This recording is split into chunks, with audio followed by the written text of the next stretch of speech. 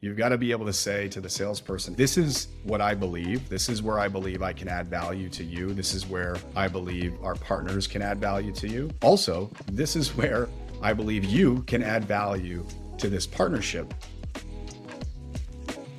When you look at the environment that we're in, especially in B2B SaaS, it's harder than I've ever seen it in terms of an outbound selling motion being effective, inbound leads and an inbound marketing funnel being effective. And what you're left with are a number of sellers, sales teams, entire sales organizations that are really behind. They're behind in their meetings. They're behind in opportunities and pipeline. They're behind in closed won business. These are all things that we all very much know. And a big part of this is how buyers want to buy, right? They no longer want to be prospected or cold called without any degree of relevance. Their ability to find answers to their questions on how to do something is easier than it's ever been. I think we've used the term infopocalypse before when describing this state of search, right? There's so much information. It's very easy to go and find how to do something without having to engage a human whatsoever. And buyers want to buy from people they know, people they trust. And so we've shifted into this who economy from the how economy, where buyers, if they're going to make an investment, they're going to the watering holes of the people that they know and trust, and that they can get thoughtful and real feedback on the likelihood of this thing that I'm considering purchasing. Is it going to help me? Did it help you? And where that sort of bridges into partnerships, of course, is that our partners and the way that we look and map data with our partners, a big part of that is how do you see where someone has gone before you and been successful? Where are the relationships already established? Where is their trust already built? And how do we build on that and deliver an amazing buying experience to our prospects that leans on these relationships, leans on what's worked already, leans on the trust that's been built. And partners are the perfect way to do that. And I think when partner managers look at their role and the way that buying has changed, they have to understand that there is an educational journey that has to happen with the sales team and their counterparts in the sales org, specifically to help them understand, how do you work with a partner? What does leveraging that relationship mean? How do you, as a salesperson, also build trust with that partner so that they can invite you into the circle of trust and stand a better chance of selling your solution in a situation where you can actually help your prospect and you can actually help your customer? A lot of salespeople, they don't know by default what to do. And so partner managers, what used to be a very siloed activity, now have to be very out there and immersed in the rituals of the sales organization to ensure that they are really helping their own team figure out how to execute these nearbound activities and move the needle in terms of meetings, pipeline, and close one business. The worst thing that can happen is you as a partner manager begin inviting a few key sellers, right, into conversations with your partner. And the sellers forget that these aren't their accounts. They actually see that partner as a glorified meeting setter. So I think it's incredibly important that expectations are clearly set by the partner manager with all parties involved to ensure everybody knows what the other is doing and everybody's really working on solving for the most important piece in the equation, which is the satisfaction of the customer and our joint ability to help them. In phase one, as a partner manager, your primary objective is to get your partners connected to your mapping solution so you can start understanding the different data sets, right? And in theory, that does sound very simple, right? Hey, these are my partners. Why wouldn't they want to connect on this solution over here and share a bunch of data with me, their trusted partner? But it doesn't always work out that way. There's a lot of sensitivity around customer information around PII, it's really important that you as a partner manager are choosing the right partners to begin this journey with in the first place. You need to understand that, hey, we do have and deliver joint value to customers that we both share. We absolutely can tell that joint value story clearly and concisely. We have proof, we have the receipts, right, of being able to deliver results together. And the likelihood that you have all of these things, I think, increases the openness of your partners to come in and go on this journey with you, which is, okay, we are committing that we are going to open our books a little bit. We're going to show you what's going on in our business. We're going to invite you to talk to other folks in the organization beyond just us on the partner team. And that's a big step, right? Because that disrupts rituals, it disrupts processes, and they need to believe that the juice is worth the squeeze on the other side. So I think that choosing the right partners to start mapping and delivering on these nearbound activities, it's a really important step. Just going ahead and inviting all of your partners blindly into a solution like a reveal, for example, you're going to drown in the data. So you're better off starting small, picking the right ones, knowing what story you want to tell, and then being able to then replicate that process with, maybe you start with 3 or 4 partners. Now you're up to 10 to 15, maybe 20 partners where you can do this, and you've got a better feel for the process and the change management and everything else that goes into the nearbound activities and account mapping with your partners. If they're unfamiliar with nearbound best practices, or they're unfamiliar with account mapping in general, they're naturally going to ask questions about what's going on with this data. What control do I have over what I want to share with you or not? What if this doesn't work? Who has access to this information? So on and so forth, right? And so it becomes quite important to have that narrative well figured out before you even approach any of these partners, even your very best, even the one that loves you the most. You need to have a very clear answer and guidelines for them, because they also need to explain it to others, right? They are very likely going to have to ask for help to do this. Maybe it's from a RevOps person, maybe it's from someone in the C-level. So being able to bring those guidelines of, what are we going to do with this data? What control do you have? What's the specific information about the solution that we're choosing to do this on? Who has access, again, to this information once we start sharing it?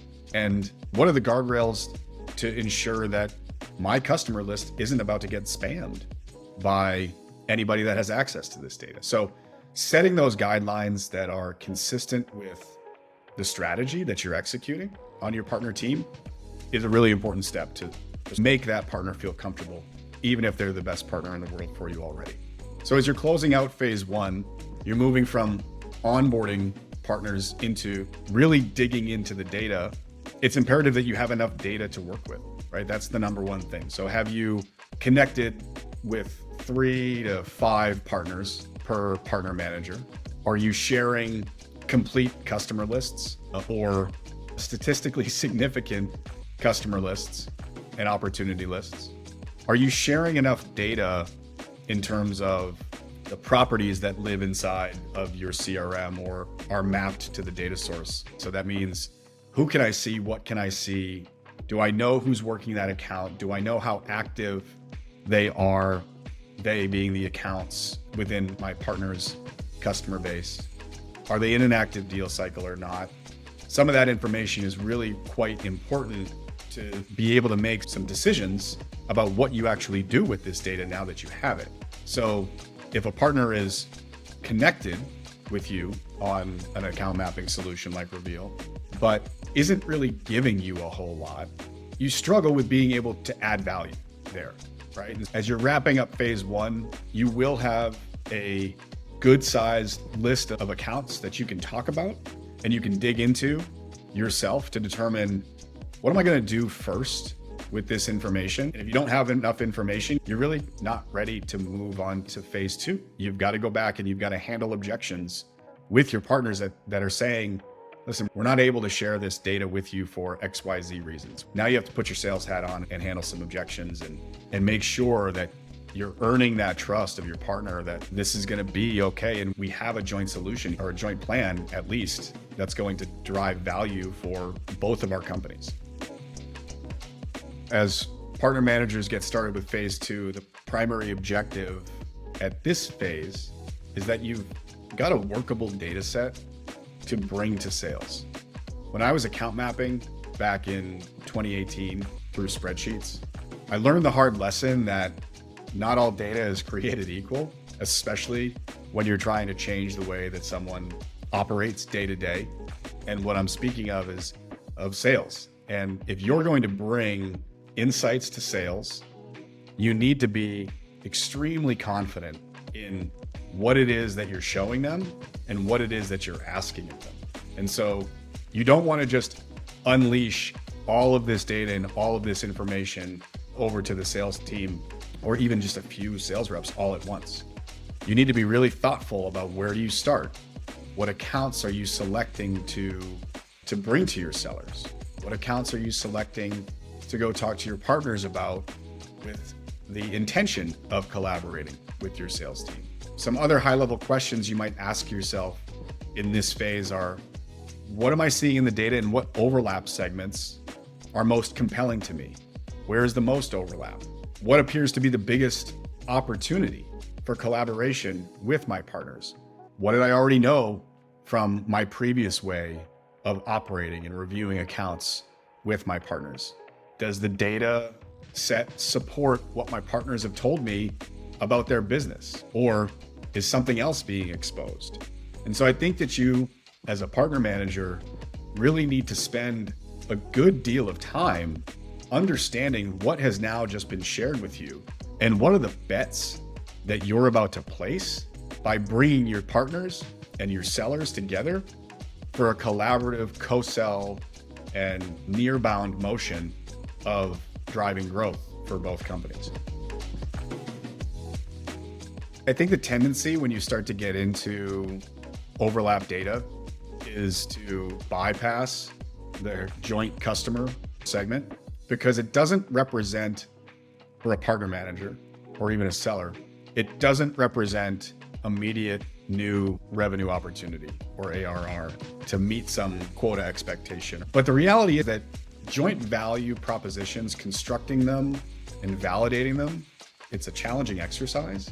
And in my opinion, spending time in that joint customer overlap segment, it allows for a couple of things. It allows to test and validate your JVP. What I think is the value between these two companies might not actually be the way that some of your joint customers are using the technology.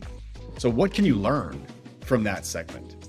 I think that's a big part of digging into the data, is not just looking at it by yourself in a closed room, but testing it, having conversations about it. What are you able to learn from it before you go to a salesperson on your team or your partner's team and say, this is the bet that I have that, hey, we've seen this happen X number of times over here. We should go target these 20 accounts and deliver the same message because we know that's delivering value. So that joint customer segment is incredibly valuable to anyone that's really trying to validate the partnership or understand how to talk about that partnership in market and get a sense of what the value is there. If you just go into saying, hey, let's look at all of my open opportunities that are your customers or your open opportunities that are my customers, it's likely that unless you have a ironclad JVP that is tried and true, and this is a partnership that goes back years and years, you're probably missing the mark just a little bit. So taking the time to understand from a joint customer standpoint, how are you working together in market? What is the value? And why is that really the most important message that you need to deliver now? It's a really important step in the process, in my opinion. I do think that in sort of the second step of focusing on our customers that are opportunities for my partner, we do want to be able to give value first and value quickly. It's hard to do, but it's an important step in articulating your intent behind the partnership. Any partnership that starts with take first and take only is not one that is, in my opinion, due to last. And so if you can deliver value, deliver a give, I think that's a really important demonstration of your intent behind why you've chosen to partner with this particular business. Now, just by giving first in that segment does not mean that you shouldn't also ask for reciprocal value. I've heard dozens and dozens of partner professionals talk about a 3x3 type of matrix where you bring 3 accounts, your partner brings 3 accounts. Both of those segments are where you already are established, right?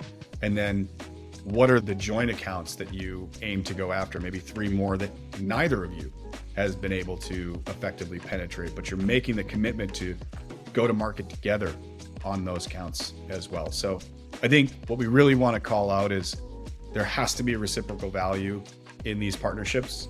A good way to drive that forward is that give first. Hey, here are my customers that I know that you're trying to sell to. How can I help? It's that simple. So in phase 2, we dug into the data. We spent time in that closed room for a little while. We had some joint customer conversations. We had conversations around the business. And now we have a value hypothesis of where we're going to start and why that's the most appropriate place to start. These conversations, they have to happen with your partners and they have to happen with your internal teams.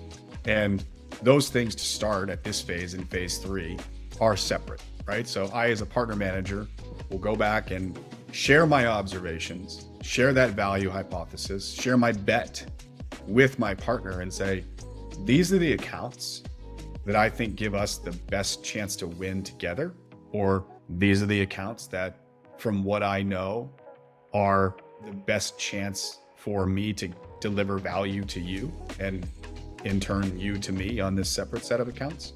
And you're having a very similar conversation with your sales team, right? So you're approaching an AE that has a meaningful batch of overlap accounts here that you want to go and ultimately connect them with your partner, but you've got to have that conversation first. You've got to be able to say to the salesperson, hey, this is what I believe. This is where I believe I can add value to you. This is where I believe our partners can add value to you. And also, this is where I believe you can add value to this partnership. If you want to really make this work, right? If you really want to extract value from them, this is the value that you have to give back. And being able to do that, not at a sort of anecdotal level, but specifically using data, makes it all that more real, right? And so it's a lot easier to set next steps and set expectations about what's going to happen when you're talking about specific accounts, real scenarios, as opposed to maybe some of the fluffy stuff that you might want to do. And I think that happens a lot in partnerships because the data's been so hard to come by and the behavior is frankly often unpredictable that you've had to stick to the fluffy and anecdotal. So being able to bring the data to make your bets, to draw those hypotheses and have those conversations both with your partner and with your sellers, that's what's going to allow for, in our next phase, taking action, actually taking action, right? Without it, you're probably still in that hypothetical. So in phase 4, taking action is all about bringing your partners and your sellers together. And the first place you need to go in phase 4 is setting expectations. Because too often, when you bring these two groups together without an expectation setting meeting or email or Slack message or whatever it is, you get a lot of assumptions in this first meeting. And that's where these meetings go to die. It's when a seller expects a partner to be prepared to do one thing, the partner expects the seller or the partner manager to be prepared to do another thing. And this first interaction between seller and partner, everyone just talks past one another. And so the first step is understanding exactly what needs to happen. What are the desired outcomes on both sides? And any additional expectations that need to be set on this is this person's role and who they are and why they matter and why they're important. And same for this person over here. Without that, you're really running a risk of a very misaligned call that wastes everybody's time and degrades trust pretty quickly. I think it was, I don't know who said it originally, but Jared Fuller always talks about how trust is built in droplets and lost in buckets. And these first opportunities with your sellers and your partners together are either an opportunity to build trust or degrade trust at a rapid rate. I think the other things to consider when you're connecting your partners with your sellers or anyone else in the organization, first, you as a partner manager have to have considered what is your contingency plan, right? If this call doesn't go perfectly, where do I take it? What is the value that I can still deliver to either side? Because very rarely do these calls ever go perfectly. So you as a partner manager have a responsibility to say, if this thing doesn't go perfectly and everybody gets what they want, what's an acceptable solution? What is my contingency plan and how am I going to navigate this relationship from here so it's not completely lost? I think you also, as a partner manager, in those discussions are not an observer. You are an active participant. That means you've prepared and are able to deliver a list of your own questions about the accounts that we're talking about or whatever the agenda happens to be in that meeting. So making sure that you are your own voice and you are asking questions of your seller and your partner. I think building your own list of questions is something that you do ahead of time, and managing that meeting is something that you're doing in real time. And then your follow through and the accountability aspect really falls on you as the partner manager. Is everybody doing what they said they were going to do, yourself included, after this meeting concludes? Who's going to do what? What is the plan? Is the plan documented? Is the plan distributed? And how are you coming back to ensure that each side has done what they said they were going to do by a certain point in time? So those are the key steps, in my opinion, to managing this meeting and then following through. I've talked to a number of sales leaders that feel that partner managers oftentimes will make an intro or coordinate this meeting that we're talking about and then just disappear a little bit. And then they check in 2 months later to say, hey, how's that opportunity going? When's it going to close? Because they have some forecasting responsibility to fulfill. No, partner managers are in it for the entire process. And if you're not, you're doing a disservice to your partner, you're doing a disservice to your sellers, and you're just doing a disservice to your own team. So that's the number one element of follow through, is ensuring that you are fully involved as much as you can be, even after these meetings have been taken over by the seller and the partner and they are running their own cadence. As you move into phase 5, your primary objective is to build a plan for improvement. You've started with a really small cohort of partners, a small data set. And so now it's about, how do I ensure that what I'm doing is working? And this plan is going to involve a number of elements based on the types of partners that you're working with, the stage of maturity of your program, the stage of maturity of your company, and frankly, how effective your partners are at large. So a lot of variables to this plan, but I think some questions to ask yourself or to try and seek to understand. Number one, you've got to review and understand your numbers. So how many calls did you run and how many types of calls did you run and what were the results? How did you disposition those? Were they effective? Were they ineffective? How many accounts did you review with partners and sellers? Did you generate pipeline from those meetings? Did you close any sourced or influenced revenue? Right? Can you call a forecast? Did you hit it? Did you miss it? So on and so forth, right? So really understanding your numbers is imperative in this phase of building a plan that will lead you to continuous improvement. Gathering and sharing key insights, some of the softer stuff outside the numbers, some of the qualitative stuff, right? What are the conclusions? What are the adjustments that you're making based on what you saw happen over the trailing month or quarter? And then what are the to-dos? What are you doing differently? Write it down, document it. Make sure you know it. Make sure your sellers know it. Make sure your partners know it. Make sure your leadership team knows it, right? What did you do? What were the outcomes? What do you still owe to either side?